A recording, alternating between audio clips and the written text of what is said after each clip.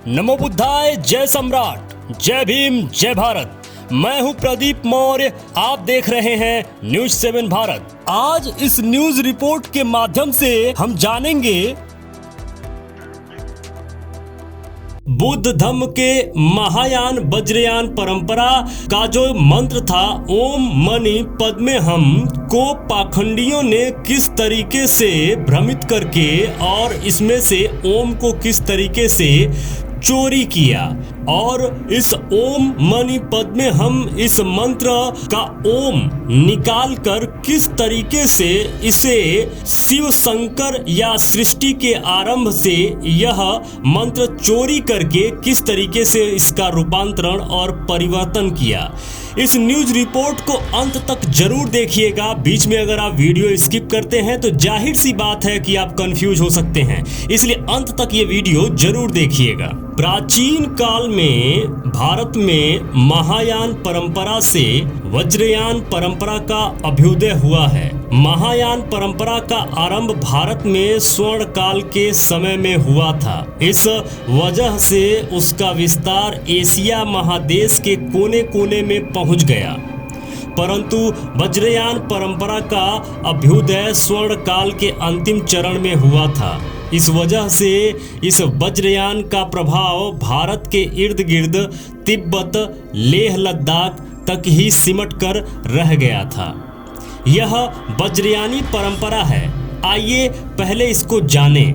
वस्तुतः सामान्य तौर पर कह सकते हैं कि महायान बौद्ध परंपरा में एक शाखा के रूप में उदित होते हुए नए मार्ग का निर्माण करना, जिसमें मार्गदाता गौतम बुद्ध के बताए अष्टांगिक मार्ग पर चलते हुए अवतारवाद वाले अवलोकितेश्वर यानी मार्गदाता गौतम बुद्ध को ईश्वर के अवतार वाली धारणा को महत्व दिए जाने से है। कुछ समय पश्चात ही इसी वज्रयान परंपरा से तंत्रयान परंपरा का उद्भव होता है। इस तंत्रयान परंपरा में विपश्यना जैसी लंबी साधना विधि की जगह पर सरल, सुलभ, उच्च टंकार युक्त ध्वनि वाले मंत्रों की साधना और जाप को प्रमुखता से स्थान दिया गया और ऊंची टंकार युक्त ध्वनि के साथ साथ कुछ मंत्र युक्त रचनाएं भी की गईं। इन सभी के उच्चारण से शरीर में कंपन उत्पन्न होता था, इसीलिए साधक कहते थे कि इससे काफी लाभ होता है, परंतु यह लाभ लोगों को हुआ या नहीं इसका तो पता नहीं चला। लेकिन पूर्व काल की स्वस्थ विद्या विपश्यना विलुप्त जरूर हो गई और उसकी जगह पर ऊंचे टंकार वाले तंत्र मंत्र का समावेश हो गया। वज्रयान, तंत्रयान और अवलोकितेश्वर बुद्ध। ऐसे तो अवलोकितेश्वर बुद्ध मूर्ति का निर्माण महायान से ही थोड़ा बहुत शुरू हो गया था, लेकिन भारत में अवलोकितेश्वर बोधिसत्व के बाद से महायान कमजोर पड़ने लगा और वज्रयान परंपरा मजबूती के साथ उभरती हुई 8वीं 9वीं शताब्दी तक संपूर्ण भारत में अपनी पकड़ बना ली थी। इसका परिणाम यह हुआ कि बौद्ध धर्म में अवलोकितेश्वर बोधिसत्व के रूप में असीम करुणा का रूप धारण कर जातक कहानियों के साथ रचनात्मक कहानियों की भरमार होने लगी, जिसका साक्ष्य आज आपको वज्रयानी परंपरा के अंदर बहुतायत मिलेगा। मार्गदाता गौतम बुद्ध ने हमेशा अपने आप को एक मानव के रूप में सबके सामने रखा था, लेकिन महायान के अंतिम चरण और वज्रयान के प्रथम चरण में उनको अवतार और चमत्कारिक बातों से जोड़ते हुए एक अलौकिक शक्ति का प्रतिरूप दिखाया जाने लगा, जिसे आज की ब्राह्मणी वैदिक परंपरा का प्रारंभ होना कहते हैं। क्या लिखते हैं लेखक? इनके अनुसार जिसे आज की ब्राह्मणी वैदिक परंपरा का शुभारंभ होना कहते हैं, यानी इसी वज्रयान और तंत्रयान से ब्राह्मणी परंपरा का उदय हुआ है, ऐसा लिखना चाहते हैं लेखक। यानी अवतारवाद की परिकल्पना इसी काल से शुरू हुई। आज अवलोकितेश्वर बोधिसत्व की जितनी भी मूर्तियां प्राप्त हुई हैं, उनमें प्रथम बुद्ध को कमल के फूल पर दिखाया गया है, दूसरे बुद्ध के हाथ में शंख और कमल के फूल के साथ दिखाया गया है, तीसरे बुद्ध की जो मूर्ति मिली उसमें उनके हाथ में वज्र और अष्टांगिक चक्र भी दिखाया गया है। लेकिन इसी अवलोकितेश्वर बुद्ध के बाद से भारत में बोधिसत्व शब्द का विकास ज्यादा हुआ। बोधिसत्व यानी मार्गदाता गौतम बुद्ध की बताई गई 10 पारमिताओं का जो पूर्ण रूप से पालन करते हुए अपने अंदर मनोसात कर लेता है, उसे बोधिसत्व का दर्जा प्राप्त हो जाता है और आगे चलकर यह बोधिसत्व बुद्धत्व को प्राप्त कर लेगा। उस समय इस प्रकार की मान्यता बहुत ही प्रचलित थी, जिसका परिणाम यह हुआ कि इस मार्ग के अनुयायी भी बोधिसत्व की प्राप्ति का प्रयास करने लगे थे। आगे उन सभी के अनुयायी लोग भी अपने अपने बोधिसत्व प्राप्त लोगों की विभिन्न प्रकार की मुद्राओं में मूर्तियों का निर्माण करने लगे थे। जैसे हाथ में जल पात्र की मुद्रा, हाथ में कमल फूल मुद्रा, हाथ में वज्र शक्ति मुद्रा, हाथ में धम्म चक्र की मुद्रा, हाथ में शंख की मुद्रा, अनगिनत हाथ की मुद्रा, कमर से तिरछी मुद्रा, गले से मुड़ी हुई मुद्रा, नितंब से तिरछी मुद्रा। इस प्रकार की मूर्ति को आप देख सकते हैं, आपके स्क्रीन पर दिखाया जा रहा है। इसके बाद से ही बुद्ध और बोधिसत्व की मूर्ति में आज की ब्राह्मणी संस्कृति की देवी देवता वाली बनावट की झलक देखने को मिलने लगी थी।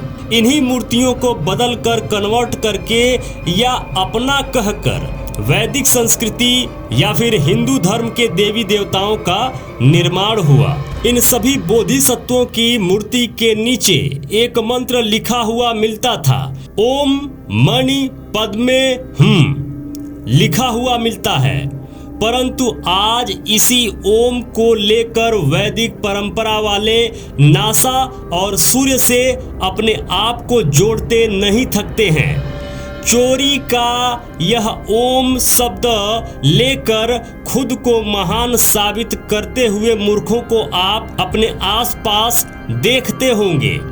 लेकिन इस ओम को कहां से लिए हैं, यह आज तक वैदिक अनुयायी वाले नहीं बताते। वैदिक मतानुयायियों से एक प्रश्न है कि यदि उन्होंने अवलोकितेश्वर बुद्ध से ओम की चोरी नहीं की है, तो फिर यह बताएं कि इस ओम को सर्वप्रथम उन्होंने कब और कहां से प्राप्त किया था।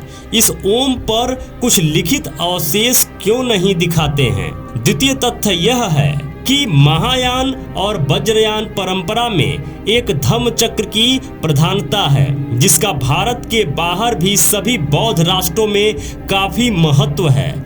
उस धम्म चक्र को आज कोई भी देख सकता है। उस पर भी हर राष्ट्र की लिपि भाषा ओम मणि पद्मे हम लिखा मिल जाता है। वहाँ की अपनी भाषा में यह मंत्र मिल जाता है।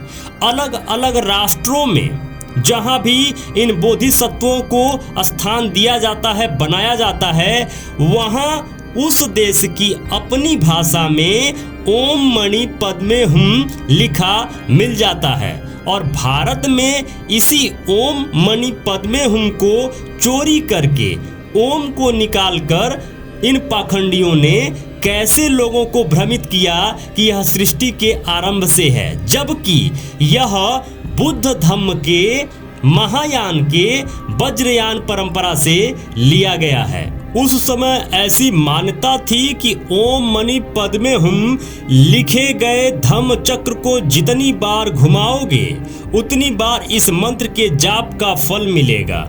इन्हीं सब मंत्रों की शक्ति वाली मान्यता से आगे वज्रयान से तंत्रयान यानी शाक्त पंथ यानी शक्ति की उपासना वाले संप्रदाय का उदय होता है। Seahawk.com को जरूर याद रखिए। Seahawk.com अपने बौद्धिस्टों की सबसे बड़ी कंपनी है जो भारत को पुनः बुद्धमय बनाने के लिए, बुद्धिज्म के विकास के लिए निरंतर संघर्ष कर रही है। तो Seahawk.com अपने मोबाइल में ओपन करके इसकी सुविधाओं को जरूर देखिए और जो भी सुविधा हो सके आप जरूर लीजिए।